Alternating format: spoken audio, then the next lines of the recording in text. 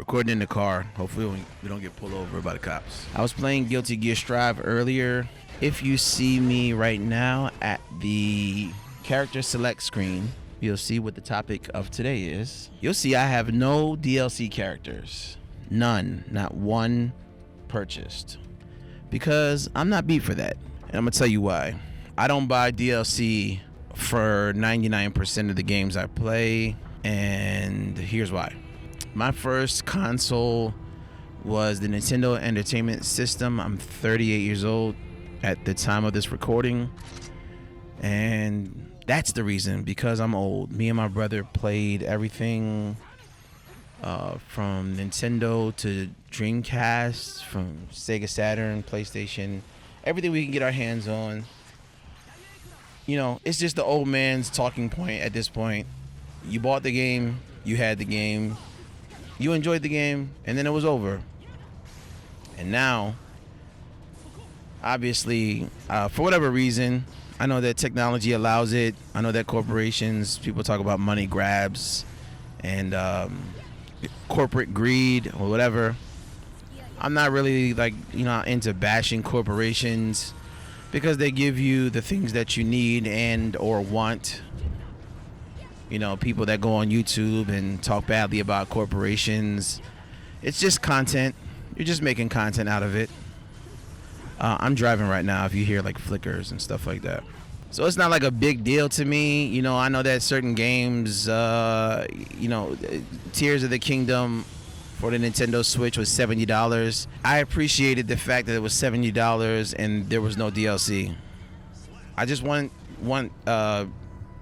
modern gaming to give you one piece, just like I would like modern films to give you one movie, one story, and that's it. Not 3-part series with a prequel and then a sequel series, or vice versa 15 years later, or when you swap out a guy for a girl or a girl for a guy and just kind of revamp the series over again and give you the same media over and over again. Just give the game, just one game. That's my not really complaint about DLC, but that's the reason why I don't purchase DLC. A friend of mine and I were filling up Pokédexes. We were filling up Pokédexes for the Switch Pokemon games because he never beat a Pokemon game. So we went and we played each game, which was the opposite of each other, and we traded and we filled up the Pokédex as best as we could, and it was fun. And I was just like, yo, no DLC, and he agreed, no DLC, because when you find out, over time, because when I got back into gaming, that it's not just characters, they have a whole extra island or a whole extra place on the map that didn't exist before you purchase the extra. It kind of is glaring, and I know it's a popular talking point that these games are unfinished.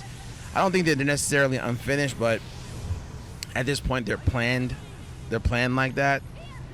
The only game that I buy DLC for, or I have bought in DLC for because it's pretty much over, is Smash Bros. Smash Bros. Ultimate. I bought every piece of DLC, sometimes even the outfits and certain things like that. But it's not even a money issue. I don't care. If I can go online and play on the online and fight against you, I'm going to use like the vanilla roster, unless I really like the game. I have yet to get Street Fighter 6 because I'm the worst, and I'm just playing retro games. And I think that's another reason why I have this disposition towards DLC, is because I'm playing Waku Waku 7 and Guilty Gear X. I'm playing Garou Mark of the Wolves. I'm playing all these old kind of arcade style games on an arcade cabinet that I have in the house. Or I'm playing retro shoot 'em ups, and you're getting like these beautiful. But I have an affinity to games from those eras just because I think they're the most beautiful and the most inventive games that we've probably ever seen.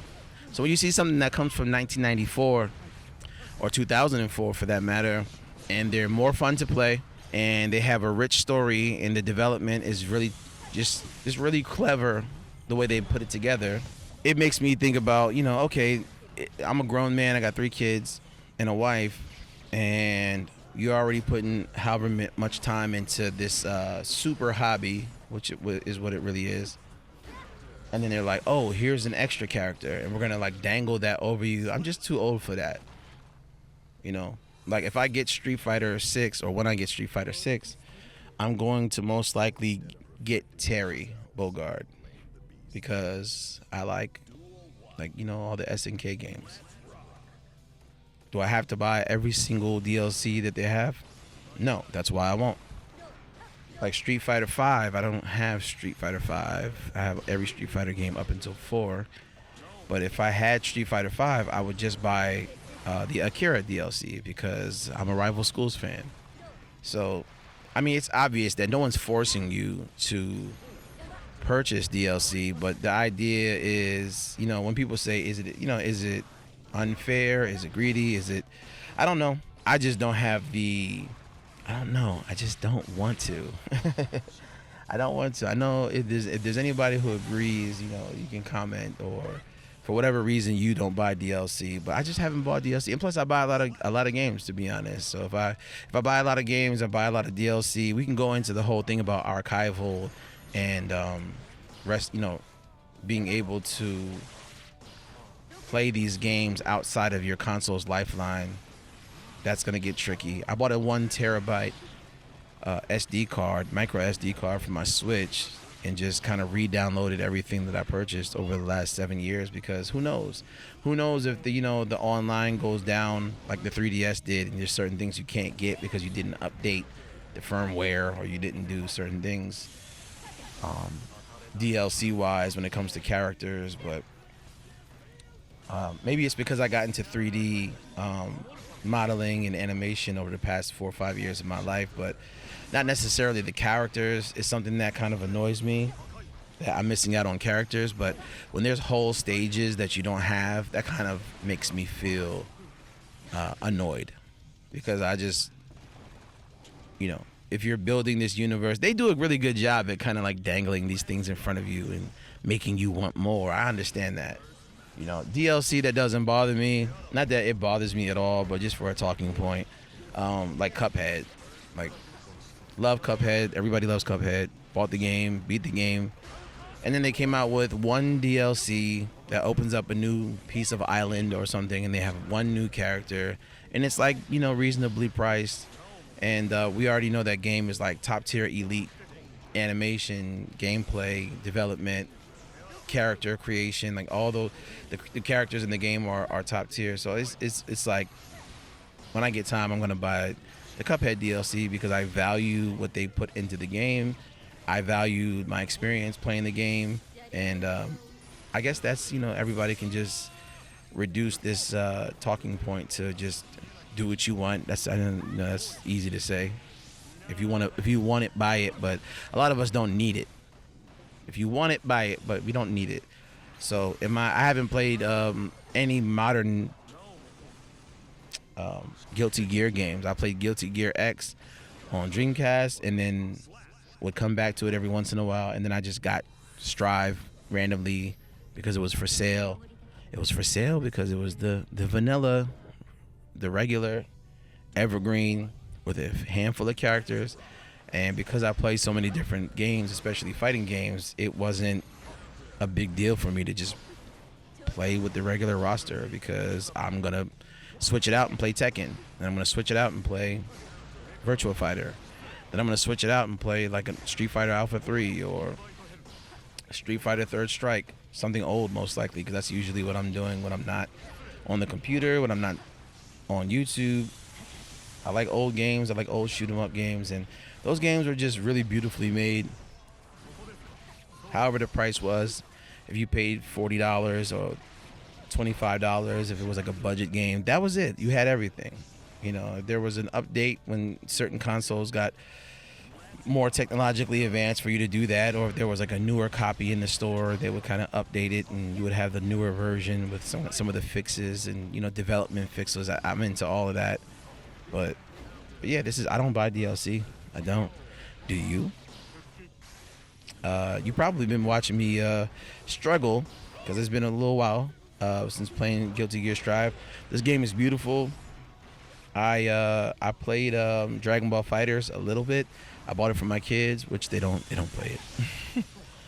But obviously this is Arc System works. It's the same kind of engine, the same kind of look, the same kind of approach to their texturing. But this game is just beautiful. And I'm like a Dragon Ball super fan in general, the manga and anime and everything. But there's something about Guilty Gear that's just, and maybe it's because of the characters being like somewhat original, and there's so many different Dragon Ball games out there. But yeah, you've been watching me get trashed. I won a few matches just now. I'm driving while I'm talking because I like to save time. But yeah, do you buy DLC? I got to do the YouTube thing now, right? Do you buy DLC? Are you against it? Do you sometimes do it?